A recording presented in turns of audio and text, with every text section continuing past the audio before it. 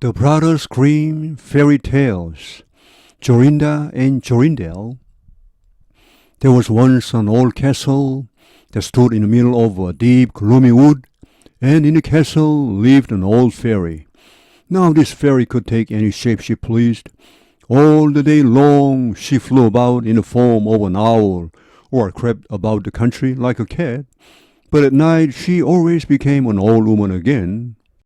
When any young man came within 100 paces of her castle, he became quite fixed, and could not move a step till she came and set him free, which she would not do till he had given her his word never to come there again. But when any pretty maiden came within that space, she was changed into a bird, and the fairy put her into a cage and hung her up in a chamber in the castle.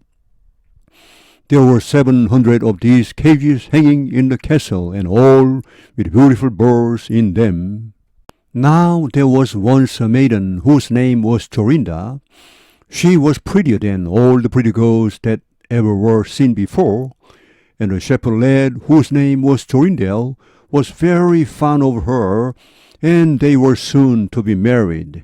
One day they went to walk in the wood, that they might be alone, and Jorindel said, "We must take care that we don't go too near to the fairy's castle."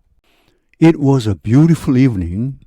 The last rays of the setting sun shone bright through the long stems of the trees upon the green underwood beneath, and the turtle doves sang from the tall birches. Jorinda sat down to gaze upon the sun.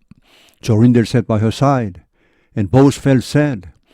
They knew not why, but it seemed as if they were to be parted from one another forever. They had wandered a long way, and when they looked to see which way they should go home, they found themselves at a loss to know what path to take. The sun was setting fast, and already half of its circle had sunk behind the hill. Jorindel on a sudden looked behind him and saw through the bushes that they had, without knowing it, sat down close under the old walls of the castle. Then he shrank for fear, turned pale, and trembled. Jorinda was just singing. The ring-dove sang from the willow spray. Well-a-day, well-a-day, he mourned for the fate of his darling mate. Well-a-day. When her song stopped suddenly, Jorindel turned to see the reason, and beheld his Jorinda changed into a nightingale, so that her song ended with a mournful jug-jug. An owl with fiery eyes flew 3 times round them, and 3 times screamed, "To-hoo, to-hoo, to-hoo." Jorindel could not move. He stood fixed as a stone, and could neither weep nor speak nor stir hand or foot. And now the sun went quite down. The gloomy night came. The owl flew into a bush, and a moment after the old fairy came forth, pale and meagre, with staring eyes and a nose and chin that almost met one another. She mumbled something to herself, seized the nightingale, and went away with it in her hand. Poor Jorindel saw the nightingale was gone, but what could he do? He could not speak. He could not move from the spot where he stood.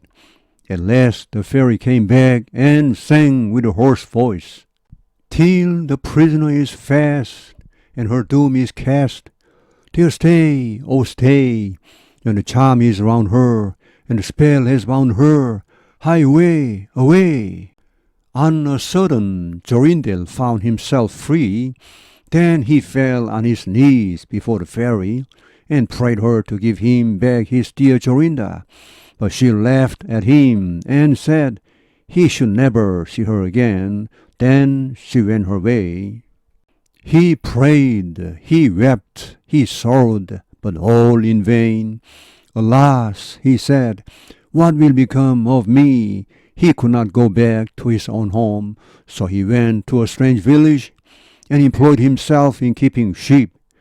Many a time did he walk round and round as near to the hated castle as he dared go, but all in vain. He heard or saw nothing of Jorinda. At last he dreamt one night that he found a beautiful purple flower, and that in the middle of it lay a costly pearl, and he dreamt that he plucked the flower and went with it in his hand into the castle, and that everything he touched with it was disenchanted, and that there he found his Jorinda again. In the morning, when he awoke, he began to search over hill and dale for this pretty flower, and 8 long days he sought for it in vain. But on the 9th day, early in the morning, he found the beautiful purple flower, and in the middle of it was a large dewdrop, as big as a costly pearl. Then he plucked the flower and set out and travelled day and night till he came again to the castle. He walked nearer than 100 paces to it, and yet he did not become fixed as before, but found that he could go quite close up to the door. Jorindel was very glad indeed to see this.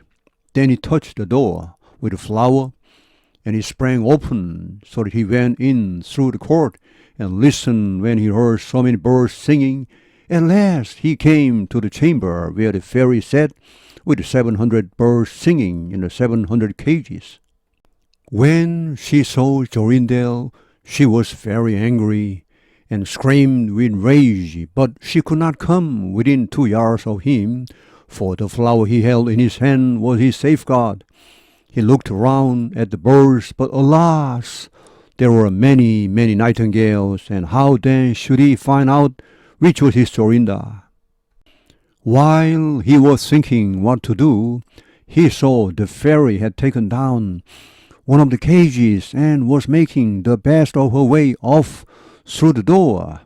He ran or flew after her, touched the cage with the flower, and Jorinda stood before him and threw her arms round his neck, looking as beautiful as ever, as beautiful as when they walked together in the wood.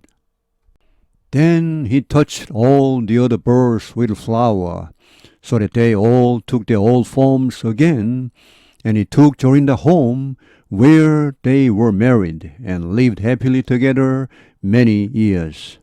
And so did a good many other lads, whose maidens had been forced to sing in the old fairies' cages by themselves much longer than they liked.